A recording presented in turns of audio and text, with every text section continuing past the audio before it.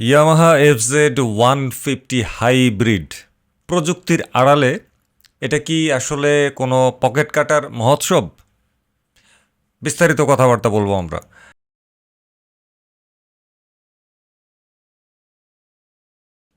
আজকে কোনো মোলায়েম কথাবার্তা হবে না, আজ হবে কাটা ছেঁড়া। ইয়ামাহার নাম শুনলেই অনেকের মনে একটা আলাদা আবেগ কাজ করে, এবং এমন আবেগ কাজ করে তাদের মতে ইয়ামাহা যেন সরাসরি স্বর্গ থেকে বাংলাদেশে অবতরণ হয়েছে। এত আবেগ!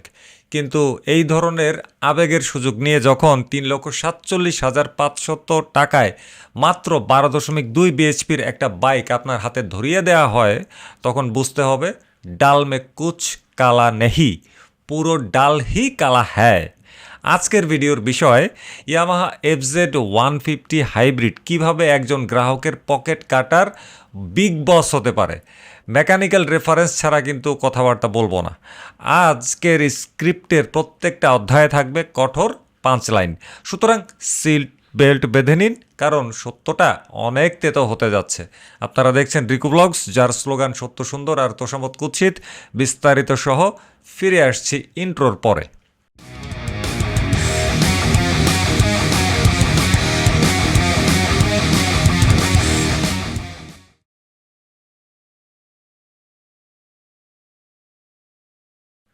দেখুন, পকেট কাটাটা শুরু হয় শোরুম থেকে বাইকটা বের করার আগেই।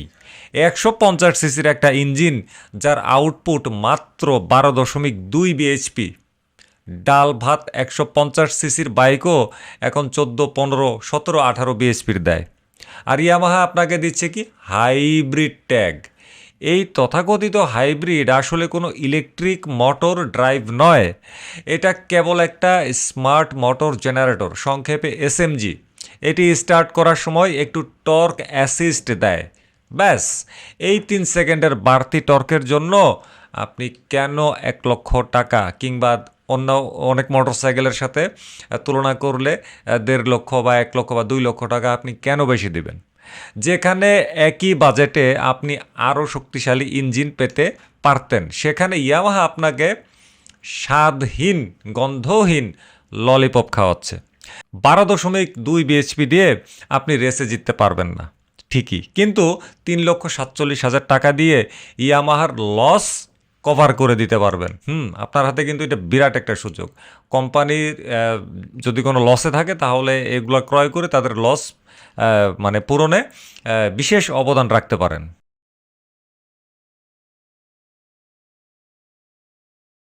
পুরনো এফজেডে ছিল সাধারণ ইসিও, অর্থাৎ এফজেডএস V2, V3, V4 এসবে। আর এই হাইব্রিডের মধ্যে কিন্তু আসছে কি SGCU, পুরো অর্থ starter generator control unit. Silent start এবং হাইব্রিড ফাংশন সব নিয়ন্ত্রণ করে কিন্তু এই একটা মগজ। এই ইউনিটগুলো অত্যন্ত সেন্সিটিভ। আমাদের দেশের ধুলোবালি, আর্দ্রতা আর রাস্তার যে অবস্থা, তাতে এই ইলেকট্রনিক্স কতদিন টিকবে, এটা আসলে বিরাট বড় একটা প্রশ্ন। যদি এই SGCU ইউনিট নষ্ট হয়, তবে লোকাল গ্যারেজের মেকানিক আপনার বাইক দেখে শুধুই দীর্ঘশ্বাস ফেলবে। আর আমাদের দেশের ধুলোবালি, আর্দ্রতা কিংবা রাস্তার অবস্থা, আবহাওয়া, এই জিনিসগুলা কিন্তু শুধু এইটার ইলেকট্রনিক্সের ক্ষেত্রেই নয়।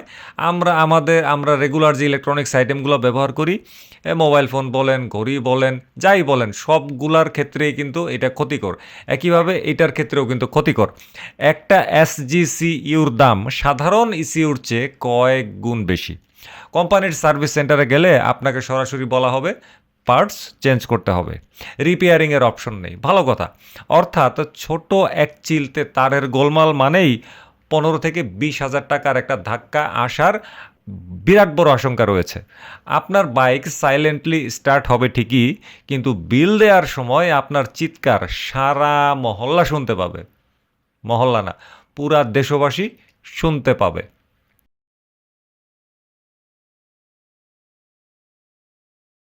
হাইব্রিড সিস্টেমের সম্পূর্ণ ভার বহন করে ব্যাটারি।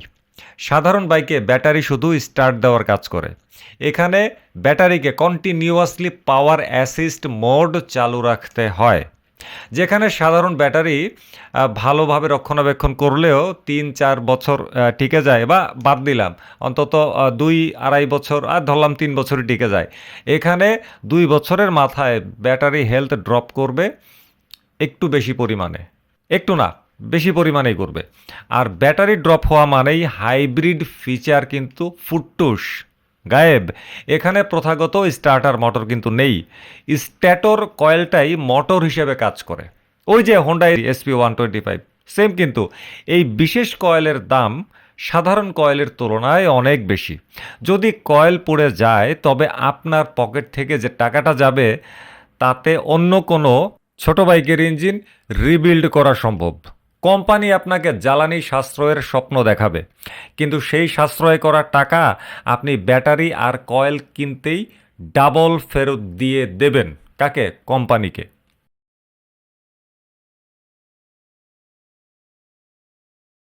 ইয়ামাহা এফজেড হাইব্রিড এমনভাবে ডিজাইন করা হয়েছে যেন আপনি লোকাল মেকানিকের কাছে যেতে না পারেন।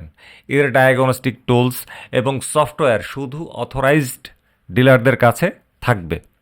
যখনই আপনি সার্ভিস সেন্টারে যাবেন, আপনাকে হাইটেক সেন্সর ক্লিনিক বা স্পেশাল মেনটেনেন্সের নামে লেবার চার্জ ধরিয়ে দেওয়া হবে কয়েক গুণ বেশি।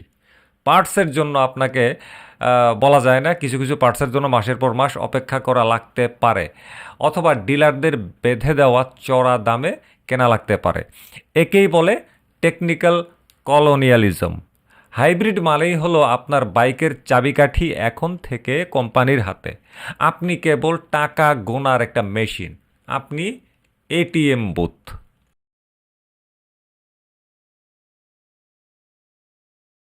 ৩,৪৭,৫০০ টাকা। এই টাকা দিয়ে আপনি আসলে কি পাচ্ছেন? এক, দুর্বল পাওয়ারের একটি ইঞ্জিন। দুই, অত্যন্ত জটিল কুটিল ইলেকট্রনিক্স যা যে কোনো সময় বিগড়ে যেতে পারে, সেই সাথে আপনিও বিগড়ে যেতে পারেন।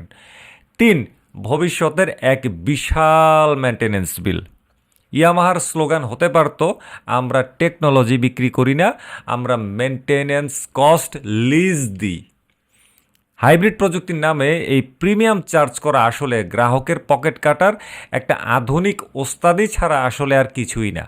বাইক কেনার আগে একটু ভাবুন, আপনি কি 3 সেকেন্ডের পাওয়ার বুস্ট চান, নাকি 3 বছর শান্তিতে রাইড করতে চান? মনে রাখবেন, সত্য সুন্দর কিন্তু তোষামদ মারাত্মক লেভেলের কুৎসিত। আজকের মতো বিদায় নিচ্ছি। আপনার টাকা, আপনার সিদ্ধান্ত, আমার কিছু না। তবে ওস্তাদদের থেকে একটু সাবধান থাকার চেষ্টা করবেন। বিদায় নিলাম। আল্লাহ হাফেজ। আসসালামু আলাইকুম।